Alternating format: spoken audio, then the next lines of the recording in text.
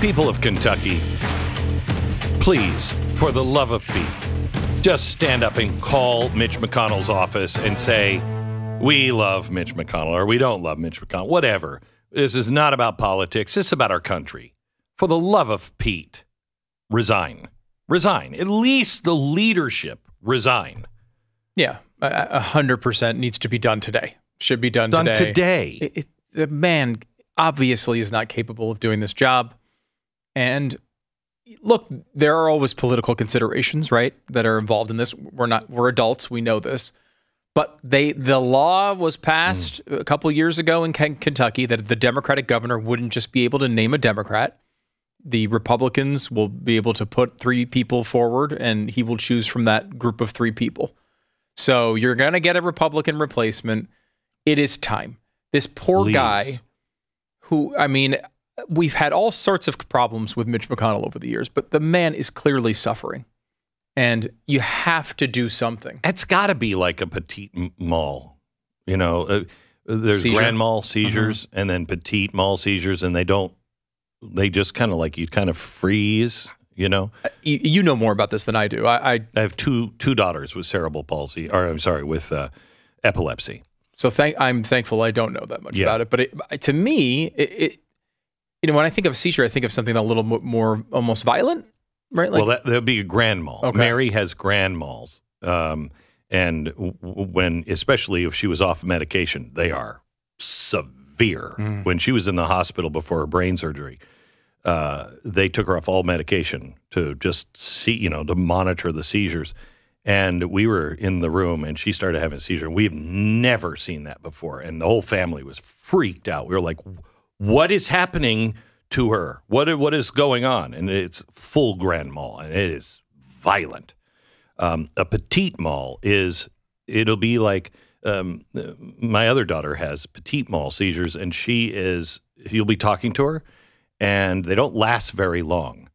And you'll be talking to her, and she'll just kind of be looking at you or staring off in space, and then she'll say, "I'm sorry, what did you say?" And it just shut down for a second. Because he did sort of come back after it. Sort of. Like he mumbled and he couldn't really form his words, but you could tell he once again was having thoughts. Here he is. If you didn't see Senator this or hear Daniel this. Cameron. You have a comment on Daniel Cameron? This is the second one. Well, I think the government race is going to be very close. Far and away the best candidate we could have nominated. And I mean, stop. You know, the first question that put him into this, whatever this event is, was you're going to run in 2026. Yeah, how do you feel about 2026? Which is laughable. I mean, comical. If it was not so sad, it would be comical. Like they're asking him if he's going to run again. The guy can't even stand there. Term limits. Term limits. But in the meantime, please, for the love of Pete, you know what this is? This is the people around these people. It shows you the power of the machine. It doesn't matter. They don't care if the person is cognitively there or not. It just runs. They'd rather have somebody like that who's no longer capable of doing it themselves, because then they can just do what they want. And he gets the blame or he gets the credit. But it's nobody. Stu and I were joking off the air today. I'm thinking about running for John Cornyn's office, okay? But not by myself, with Stu. Because Stu does, he's like got that kind of mind where he likes to research and all of that stuff. I don't. But I'm good at giving speeches give a hell and of stuff. A speech, yeah. Right. Mm-hmm. I'd probably suck as a senator if it was just me, but I think Stu and I would be good. So I'm going to run, but I just be honest with you. Yeah, I'm the guy saying it, but this is really the guy who's really doing all the research and everything else. Be honest, I'll probably outsource it to Bangladesh, just so you guys know. Right. Like, I'm not I mean, you really, can't be expected to do all of it. It just seems like a lot of work. Yeah, it does. It would be nice if they were just honest about it. But vote for us, I'd rather have that approach if everybody was just being honest. Look, I'm really good at this. I'm not good at that. I'll be really, really, I'm there on this, but I'm going to need some help over here. Wouldn't that be great and refreshing? Instead, what you get is, And by the way, this is, of course, going to work out terribly for all of us. You will be punished for what's going on right now, because if Mitch McConnell does step down from leadership, likely Cornyn will run for it. He's already said he will. He'll probably win. And he's already a terrible senator from Texas. He used to be good at one point. Way back. I think maybe Kennedy was president. I'm not sure. Right. Is he better than, I don't know. Biden?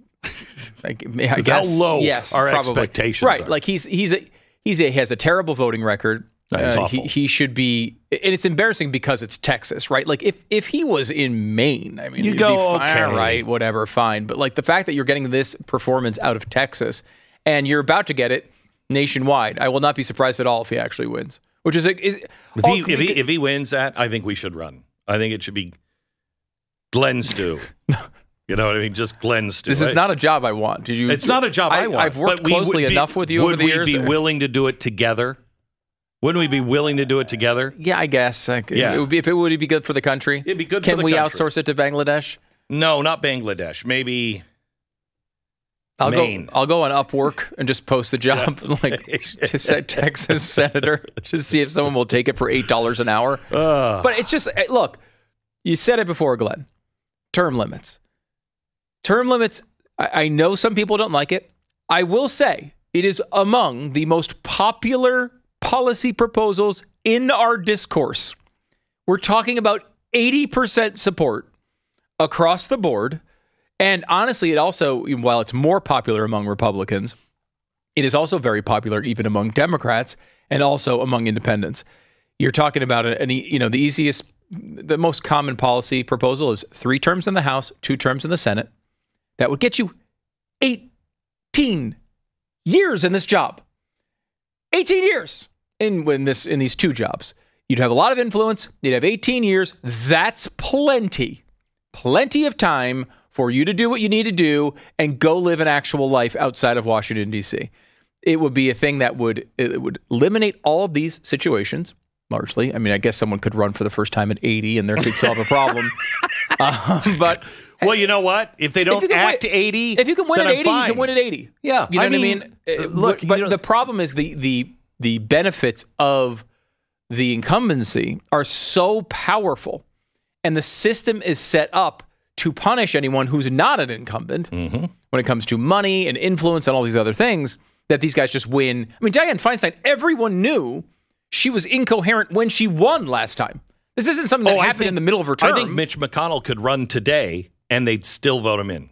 Yeah, it's probably true. I think he could still vote him in. Yep, even after this. And that's a huge problem. The founders wanted a system in which people basically showed up, voted a couple of times and left. Right? They would go back and have normal jobs. We're not there. I would like us to get back to that. But certainly we can dissuade people from making the incredible lust for power their entire career. Right? Like, can we at least limit them from that? And this is something that would pass easily in state after state after state. It's something you could, and I think you would have to amend the Constitution to put in. I don't think you could just pass a law on it. It probably wouldn't fail. It would probably fail in the courts if you tried to just do it as a law. You need to do it as an amendment. But it's overwhelmingly popular. And why these candidates are not out there picking a policy that is this popular and running hard on it. For the same reason they don't say yes to voter ID. It's also across the board, Democrat, very Republican, popular. Very popular, in the 80%, if I'm not mistaken. And they don't do it. Why? Because they want it. They want the gray areas. And that's why. And I honestly would be fine, not fine, but I would accept a proposal that grandfathered, and I mean grandfathered these people in. Great-grandfathered these people in that are already in office. If you're going to vote for it, and it's going to be locked in the Constitution, we'll let you stay as long as you want to stay. Fine. I'd be fine with that. I just want this to stop. This is something long-term that is a massive problem in our country. For that to happen, though, you'd have to bribe their staff, because the staff is the one that would make the decision for them.